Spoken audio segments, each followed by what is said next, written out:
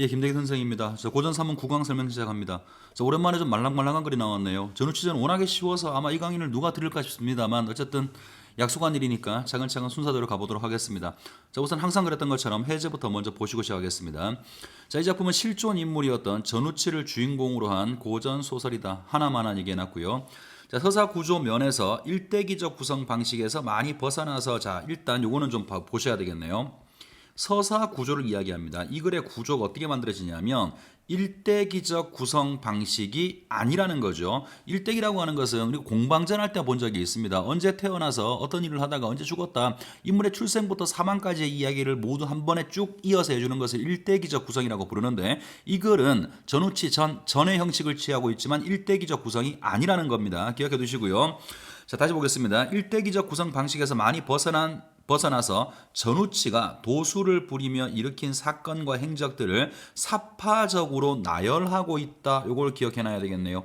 구성상의 특징이 일대기적 구성이 아니라 사파, 에피소드별로 나열하는 것으로 구성되어 있는 것이 이 글의 특징이라고 이야기하고 있습니다. 세 번째 보겠습니다.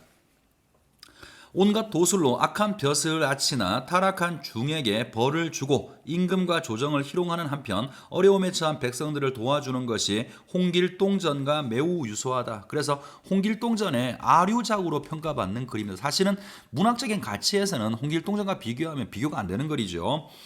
이에 전우치전이 홍길동전의 영향 아래에서 성립된 것으로 보고 주제의 측면에서 두 작품은 현실의 모순에 대한 비판 의식을 담은 사회 소설로 분류하기도 한다. 사회 비판적인 소설로 본다라고 하는데요. 서두에 말씀드린 것처럼 사실은 홍길동전은 그렇게 봐도 전혀 무리가 없습니다만 이 글은 전우치전은 홍길동전에 좀 재밌었던 부분들 그런 부분들이 좀 카피해서 흥미 위주로 쓰여진 글이기 때문에 이걸 사회 소설로 본다라고 하더라도 홍길동전에 비해서는 그 강도는 매우 약하다고 볼 수가 있을 겁니다. 지문 내용으로 가보도록 하죠. 쉬운 글이지만 원칙대로 분석을 해보도록 하겠습니다. 선생님이 항상 분석을 할 때 써먹는 방법은 장면을 나누는 거죠. 시간과 공간으로 장면을 나누는 것이고요. 그 다음에 등장인물이 나오면 무조건 찾아두셔야 되고 만약에 그 인물의 심리나 정서가 언급된다면 놓치지 않을 겁니다. 그 다음 플러스 시점을 보는 것인데 시점은 우리가 지금 보는 이거는 고전 소설이니까 아마 99% 이상 전지적 작가 시점일 테니까 시점 자체가 중요하게 다루어지기보다는 서술자의 개입이 있을 수 있겠죠. 요게 있는지 눈여겨보면서 독해를 해보게 될 거고 장면은 어렵게 생각하지 마시고요. 공간하고 시간이라고 생각하세요. 그래서 공간이나 시간이 바뀌게 되면 장면이 바뀐다고 머릿속으로 카운트를 하시면서 글을 읽으시면 훨씬 더 정확하게 읽어낼 수 있을 겁니다.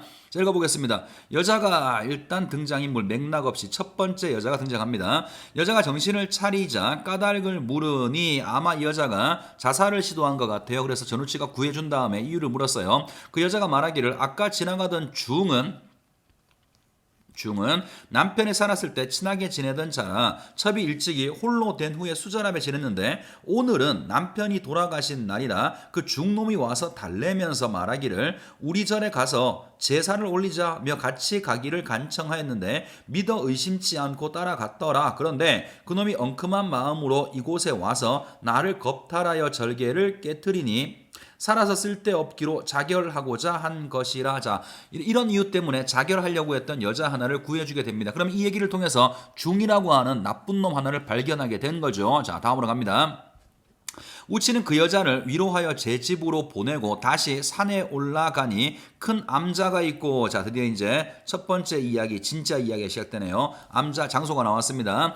산에서 일단 그 여자를 구출해 집으로 돌려보내고 다시 산으로 와서 암자에 갔습니다. 정확히 말하면 두 번째 장면이겠네요. 암자가 있고 어제 보았던 중놈이 거기에 있는지라 징벌을 당할 놈이겠죠. 우치가 가만히 진언을 외우며 진언이 주문을 말하는 겁니다. 도수를 부리는 거예요. 진언을 외우며 기운을 내서 입김을 부니 그 중이 변하여 전우치가 되거늘 가짜 전우치를 만드는 겁니다. 진짜 전우치가 나오고요. 가짜 전우치가 나올 텐데 우리 이런 이야기는 옹고집전에서 진온가 가온가 하면서 보신 적 있죠, 그죠? 여기도 지금 도수를 통해서 중놈을 가짜 전우치를 만들었습니다. 이런 부분들은 전기성이라고 할 수 있겠죠. 사실 이 글은 전체가 전부 다 전기적인 글이라서 어느 부분이 전기성이 있습니다라고 말하기 민망할 만큼 많이 나옵니다만, 일단 첫 번째 눈에 띄는 부분은 이 부분부터 시작이 되니까 말씀을 드린 거고요. 뒤에 이런 이야기들은 되게 많이 나올 겁니다. 도수를 부리는 부분들은 전부 다 전기성과 관련성이 있다라고 보시면 되겠죠.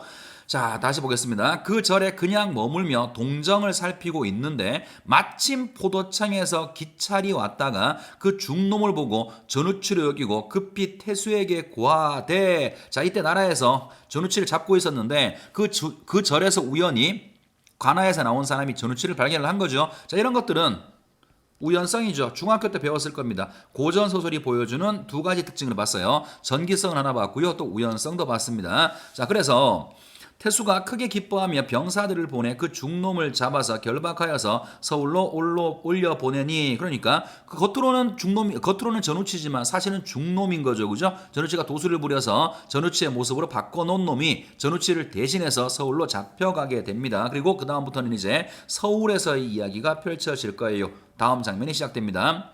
승정원에서 임금께서 즉시 몸소 신문하고자 준비를 갖추게 하시더니. 서울에 있는 궁궐에 임금이 나옵니다. 승정원에서 아래기를, 승정원 별로 중요한 건 아니고요. 이게 뭐 상소 같은 걸 처리하는 그런 부서죠. 승정원에서 아래기를 각 도화읍에서 전우치를 잡아들인 것이 360명이오니. 그러니까 아마도 추측컨대 이 360명은 전우치의 도술에 의해서 바뀌어진 사람 같죠.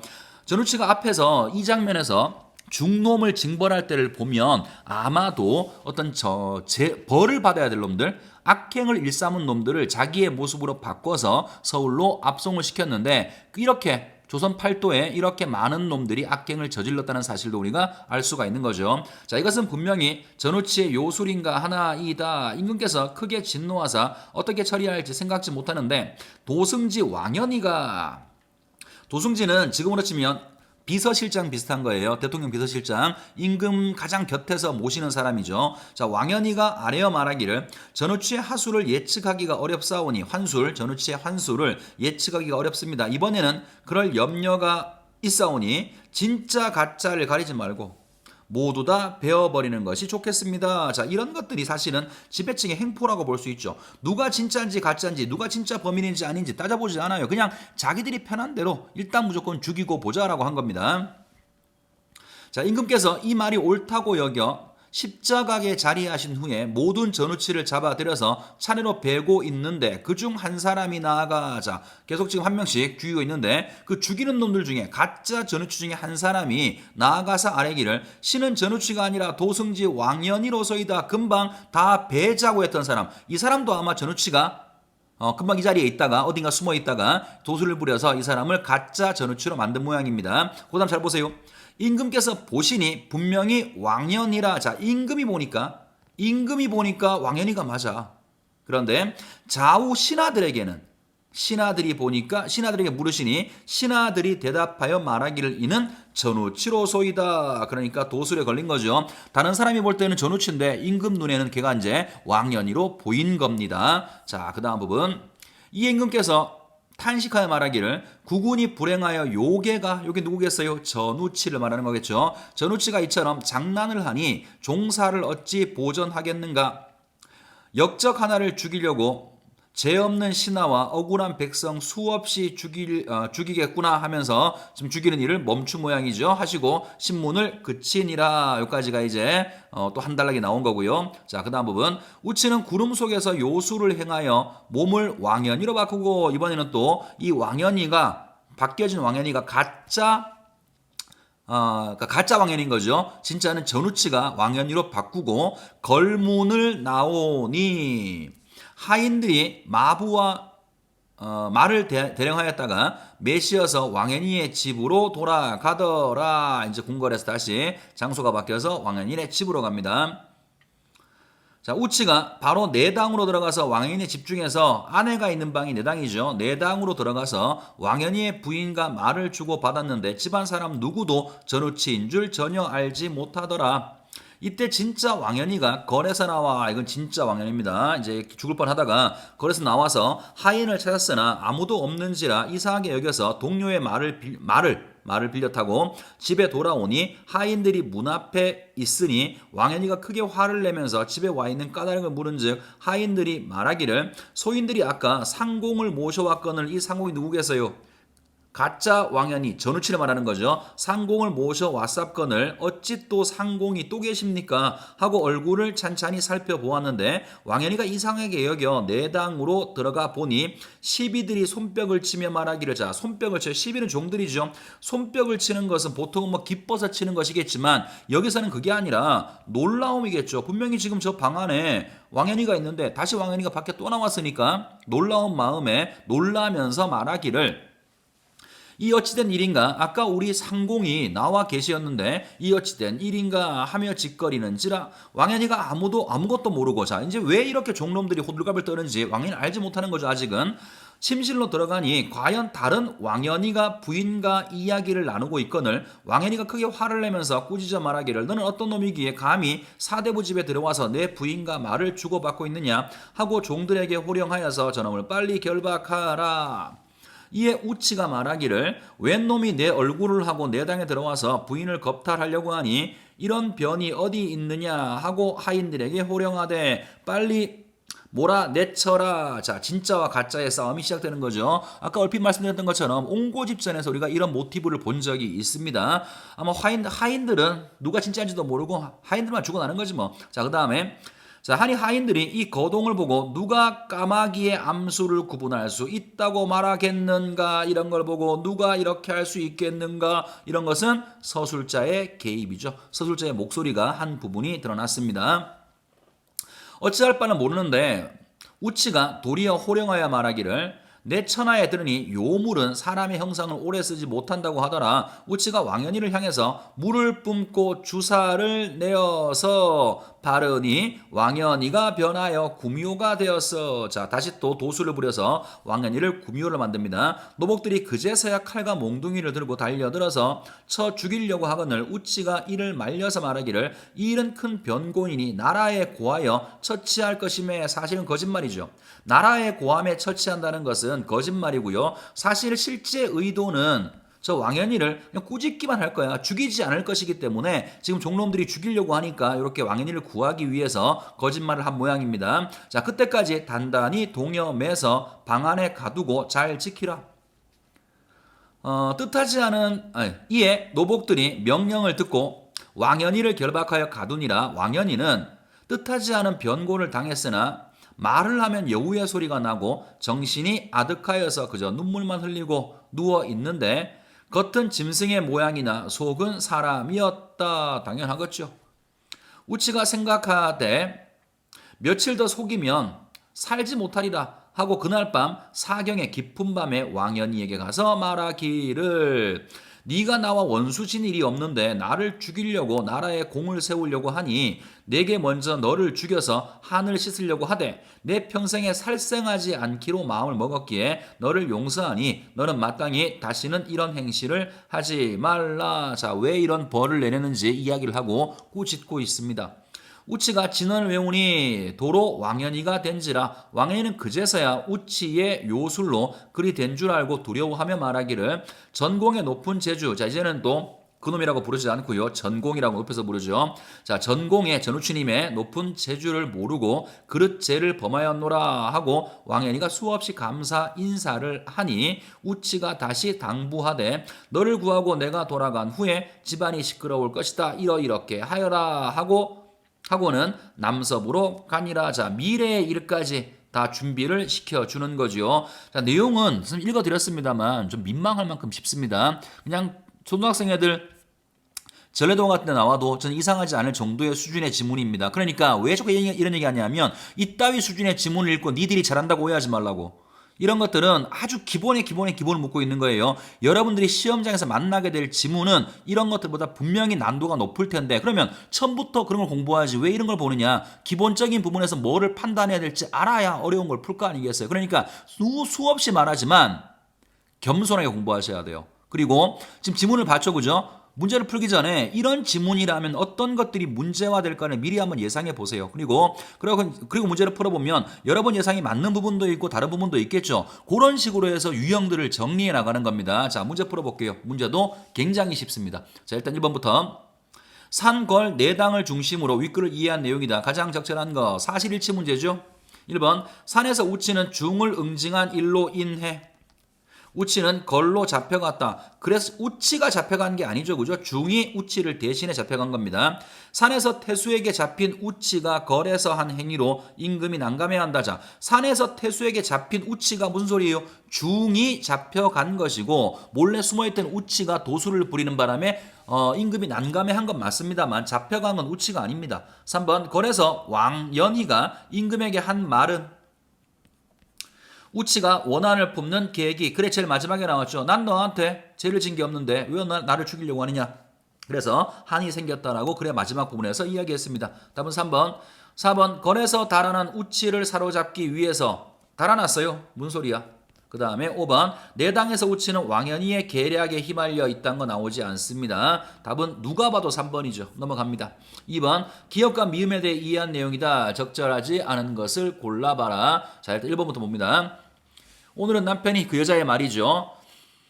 자신이 겪은 지난 일을 언급하며 중한테 나쁜 일을 당했다. 사건의 경위를 밝히고 있다. 1번 오케이. 자, 2번 니은은 신은 전우치가 아니라 도승지입니다. 자신의 정체를 노출하여 여기까지는 맞죠, 그죠? 주위의 사람들의 오해를 불식이란 말은 모두 없애다 이런 말인데 그 부분을 자세히 보세요. 임금은 왕연이라고 봤는데 주위의 신하들은 계속 전우치라고 말하죠. 그러니까 주위 사람들의 오해를 불식시켰다는 말은 잘못 얘기한 겁니다. 답은 이미 2번이고요.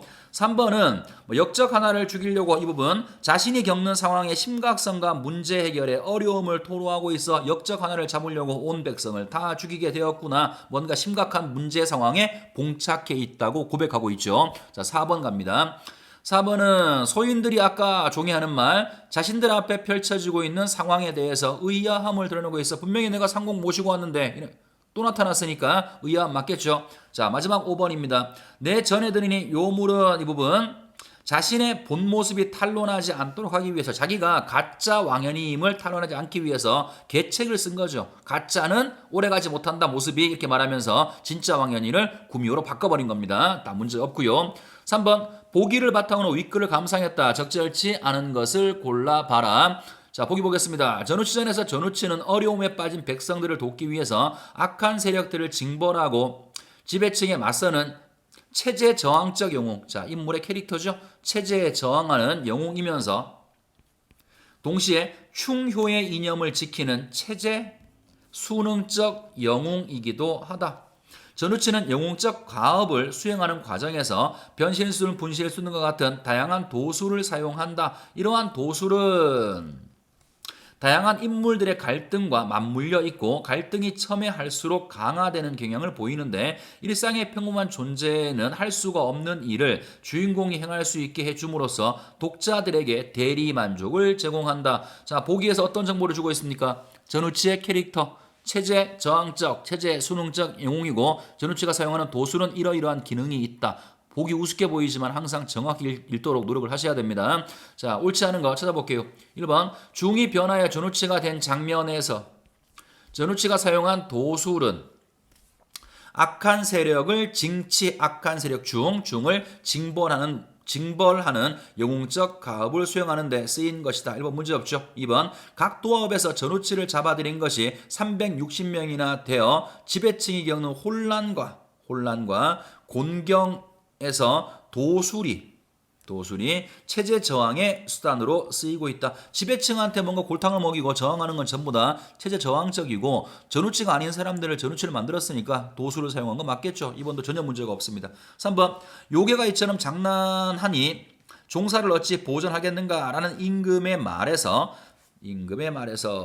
전우치가 임금과의 갈등 관계 속에서도 도술을 사용하여 저항하고 있음을 보여주고 있다. 설명이 필요 없겠죠? 넘어갑니다. 4번 몸을 왕연희로 바꾸고 걸문을 나온 전우치의 모습에서 일상의 평범한 존재는 할 수가 없는 일을 도술로 해내는 것을 보고 독자들은 대리만족 보기에서 봤습니다. 그럼 답은 5번이겠네요. 왕현이가 변하여 구미호가 되었을 때 전우치가 나라에 고하여 변고를 해결하고자 하는 것, 여기에서 도술로서 충의 이념을 지키려고 하는 전우치의 체제 순응적인 모습을 보이고 있다. 천만의 말씀이죠. 이 부분 아까 설명드렸던 것처럼 나라에 고하여 이렇게 할 의도가 아니었죠. 그죠? 그냥 이거는 왕현이를 살려내기 위해서 이렇게 거짓말을 한 것이고 나라에 고할 의도가 없어요. 그죠? 그리고 진짜 이런 의도가 있어서 이거를 충의 이념으로 본다면 전우치가 임금을 속이거나 임금한테 까불면 안 되는 거죠. 그러니까 이 부분은 5번에서 지금 말하고 있는 부분은 전우치가 왕현이를 징벌하는 장면은 체제 순응적인 모습이 아니라 체제 저항적인 모습으로 봐야 될 겁니다. 답은 5번이고요. 자, 이제 마지막 문제입니다. 보기의 기록을 토대로 윗글에 만들어졌다고 할 때 윗글의 전우치와 보기의 전우치를 비교한 내용이다. 적절하지 않은 것은 한글만 읽으면 누구나 푸는 문제겠네요. 자, 전우치전은 실존 인물의 행적의 여러 기록이 입으로 전해져 내려오다가 소설화된 작품이다. 여우야담의 다음 기록은 전우치의 행적을 간략히 보여준다. 전우치는 송도의 술사도 도사 같은 거예요. 술사로 기억하지 못하는 책이 없었다. 가업을 일삼지 않고 집안일을 돌보지 않은 것, 먹고 사는 문제에 신경 쓰지 않고 이런 말인 것 같아요. 산수간에 자연 속에서 마음껏 논일며 둔갑술과 몰기술 귀신을 부리는 술법을 얻었다. 자, 중약 이때 박강우가 우리가 아까 봤던 글에서는 안 나왔던 인물이 나옵니다. 박강우가 재령 군수가 되었는데 전우치가 여러 책에 박식한 것을 사랑하여서 아주 친하게 지냈다. 하루는 가나 동원에서 마주 앉아 있는데 박강우에게 편지와 공문이 전해졌다. 이것은 감사가 보낸 비밀한 일이었다. 박강우는 그것을 뜯어보고는 얼굴이 변하여 급히 자리를 밑으로 감추었다. 편지의 내용은 조정에서 전우치의 요술을 무척 시기하여서 기필코 우치를 잡아 죽이려고 한다는 것이었다. 전우치가 무슨 일인지 계속 묻자 박강우는 그 내용을 이야기를 했고 전우치에게 달아날 것을 청하였다. 우리가 봤던 원래 글에서는 나오지 않았던 새로운 내용들이네요. 전우치는 웃으면서 내가 알아서 마땅히 처리하겠소라고 말한 후에 그날 밤 목을 메어서 자결하였다. 자, 이제 친구가 저거를 잡아야 되나 보내야 되나 갈등하겠죠. 그러니까 아마도 친구를 위해서 그랬는지 자살한 모양입니다. 자결을 냈다. 박강우는 전우치의 장례를 후하게 치러 주었는데 2년 후에 전우치가 찾아와서 자신의 지팡이를 찾아갔어. 자, 죽은 놈이 와서 자신의 지팡이를 찾아갔다고요. 역시 이런 부분도 보통 인물이 아니라고 하는 걸 보여주는 하나의 장치가 되겠죠. 지금도 계령군에는 전우치 묘가 있다. 자, 두 가지 비교해서 답을 찾아보겠습니다. 이게 옳은 걸 찾는 거였나요? 옳지 않은 거였나요? 4번 문제가 적절하지 않은 걸 찾는 문제입니다. 자, 그러면 비교를 시작해 봅니다. 1번부터 해볼게요. 자, 1번. A와 B는 모두 조정에서 적대시한다는 점에서 서로 일치하는 군 맞죠? 그죠? 둘 다 얘를 잡아 죽이려고 하는 것이니까 조정에서 전우치를 적대시합니다. 2번 A와 B는 모두 죽음의 위협을 받게 된다는 점에서 서로 일치하는군. 역시 1번, 2번 같은 말이네요. 자, 3번 보기는 A와 달리 초현실적 존재의 보호, 초현실적 존재, 신과 같은 존재를 이야기하는데 이런 존재가 보호해 주는 건 B에 나온 바가 없죠. 답 3번이네요. 4번 B는 A와 달리 여러 책의 박식한 면모를 보인다는 점에서 차이자 원래 없던 우리가 지문 속에서 없던 이야기가 추가된 부분이 이거라는 걸 보여주는 거죠. 마지막 5번 B는 A와 달리 지방관리와 친분관계를 유지한다는 점에서 차이를 보인다. 마찬가지죠. 또 역시 추가되는 겁니다. 마지막 문제 어렵진 않은데요. 지금 보시는 것처럼 비교하는 문제가 나올 수 있습니다. 그럼 어려운 거 없고요. 읽어 나가실 때 보통 이 비교가 보기에 나오겠죠. 그죠? 이 보기의 내용과 본문을 비교할 때 그냥 아무 의미 없이 읽지 마시고요. 뭘 보는 거냐면 삭제된 내용, 원래 있던 글인데 삭제된 게 뭘까 생각하셔야 되고요. 원래 있던 글인데 추가된 게 뭘까 이런 것들 생각하시면 문제를 조금 빠르게 풀어낼 수가 있을 겁니다. 자, 워낙 쉬운 거 설명해서 하고 나도 좀 어이가 없네요. 어쨌든 쉽지만 넘길 수는 없는 거니까 차근차근 다시 한번 복습하시고요. 다음 시간에 보겠습니다. 수고 많았습니다.